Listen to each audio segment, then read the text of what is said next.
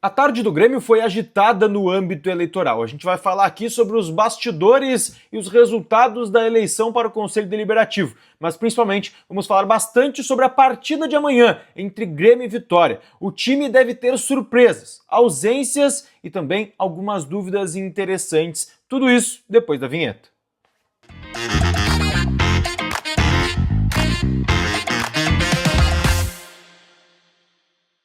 Fala, gurizada, tudo bem? Eduardo Picão com vocês mais uma vez aqui no canal e antes de qualquer coisa, deixa teu like, te inscreve, ativa as notificações e hype esse vídeo aqui embaixo porque ajuda muito a gente a continuar criando conteúdo aqui no canal, tá bem? Gente, vamos começar falando sobre a tarde histórica do Grêmio, porque sim, foi uma tarde histórica. O Grêmio bateu hoje o recorde de votos em uma eleição na história do clube. 18.486 votantes de mais ou menos 42 mil que estavam aptos a votar dos sócios gremistas.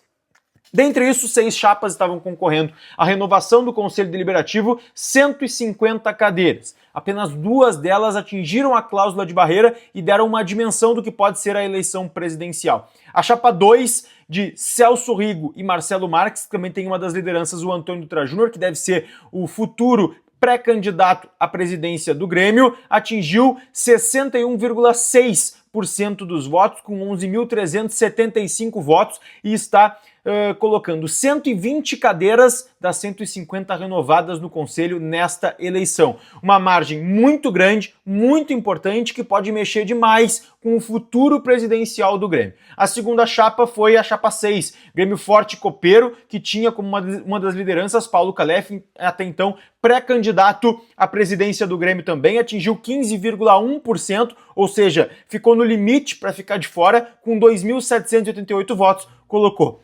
30 conselheiros na renovação das 150 cadeiras disponíveis. Alguns bastidores aqui em relação a isso, tá? Primeiro, falando em relação à eleição presidencial, a gente tem uma tendência aqui a uma disputa polarizada entre Calef e Antônio Dutra Júnior, com o Antônio Dutra Júnior com muita força no Conselho, além de todos os 150 que estão lá, que devem dividir seus votos entre Calef e Antônio Dutra Júnior, 120 com certeza votarão no Dutra na eleição do Conselho, que deve ou não levar alguém para o pátio. Dentro disso é uma força muito grande por parte do Antônio Dutra Júnior. Lembrando, tá? Agora dentro da eleição do Conselho, para tu ir para o pátio como presidente, tu precisa fazer pelo menos 20% dos votos entre os 300 conselheiros. É uma margem importante, um pouco acima daquilo que tu colocou de conselheiros. O Calef precisaria ali juntar mais 5% entre os outros 150 que já estão ocupando as cadeiras do Conselho desde a eleição lá de 2022.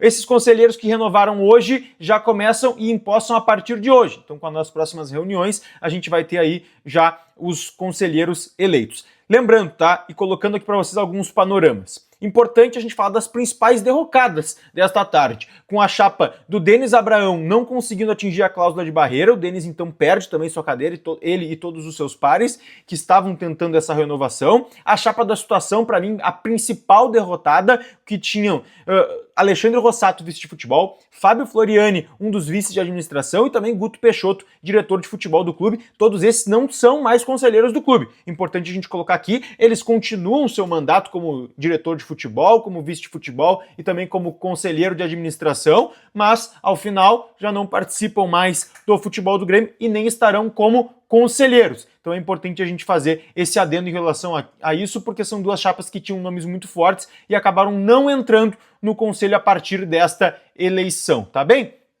Por último, 2 bastidores importantes. Ao final do resultado, a gente conseguiu a palavrinha do Antônio Dutra Júnior. Quem não acompanhou a live minha e do Lucas Pilar em nossos canais, tem aqui, dá uma olhadinha, tem toda a cobertura completa para tu dar uma olhada de como foi, mas ali tu vai ouvir as palavras do Antônio Dutra Júnior e também vai ver a situação que eu vou contar aqui para vocês agora, que foi, entre aspas, a fuga de Paulo Calef. A partir do resultado, Paulo Calef sumiu. Ele simplesmente saiu correndo, foi embora, não falou com ninguém, praticamente nem os seus pares foram avisados para dessa rápida saída dele, assustou de fato a porcentagem feita pelo Paulo Calef. Se imaginava que a chapa 6 faria muito mais. A mesma coisa aconteceu com o Denis Abraão, claro, de forma um pouco mais cautelosa, mas o Denis também não ficou ali para dar muitas explicações, assim como as outras chapas, mas chama atenção. Um vitorioso dentro da eleição, que foi o Paulo Calef, que atingiu a cláusula de barreira, saiu de forma muito rápida, não falou com a imprensa e praticamente nem comunicou os seus pares. Claro, deve ter algum tipo de comemoração em relação à chapa 6 por isso, mas não teve nenhuma manifestação oficial nos microfones da imprensa que estava lá cobrindo a eleição.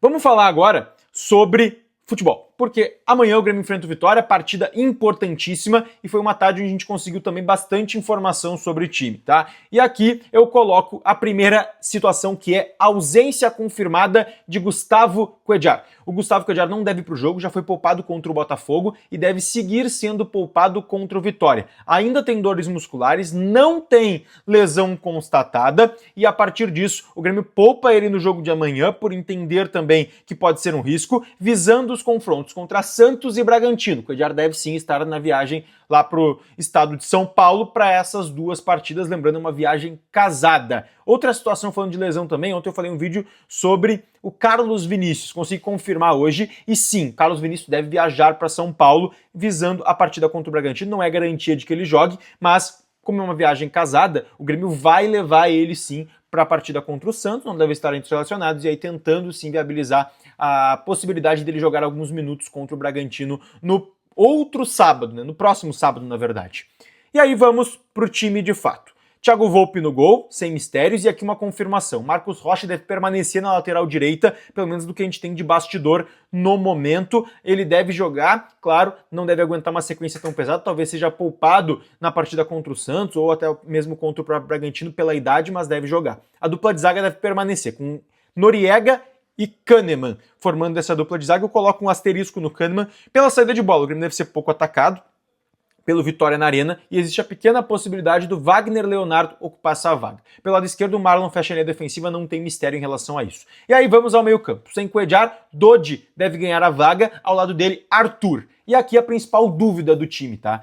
Porque ou é Edenilson, mantendo o tripé de volantes, ou então Franco Cristaldo deve ganhar a oportunidade como titular, já que o Grêmio, como eu disse, não deve ser muito atacado dentro de casa pelo Vitória, e o Thiago Kozlowski já havia falado na última entrevista coletiva essa possibilidade de Cristaldo e o William jogarem juntos, e aqui já confirmo, né? O William vai pro jogo, tá confirmado, vai jogar, é o ponta esquerda do Grêmio. E pela ponta direita, a principal novidade, a principal surpresa. Sai Pavão do time, e a tendência hoje, praticamente certo já, que Alisson, de contrato renovado até 2029, com aumento salarial, deve ser sim o titular pelo lado direito da equipe. E lá na frente, André Henrique, um time com algumas pequenas mudanças, mas com uma estrutura mantida pelo Mano Menezes. Amanhã jogo que o Grêmio não tem discussão, tem que buscar a vitória, é um jogo que no momento é a briga direta, né? O Vitória está tentando sair do rebaixamento, o Grêmio quer se afastar ainda mais, e são 3 pontos importantíssimos dentro de casa, jogo às 11 da manhã, tá bem? A gente segue atualizando o Tricolor por aqui, deixa teu like, te inscreve, mas eu quero o teu comentário. Tá feliz com o resultado da eleição?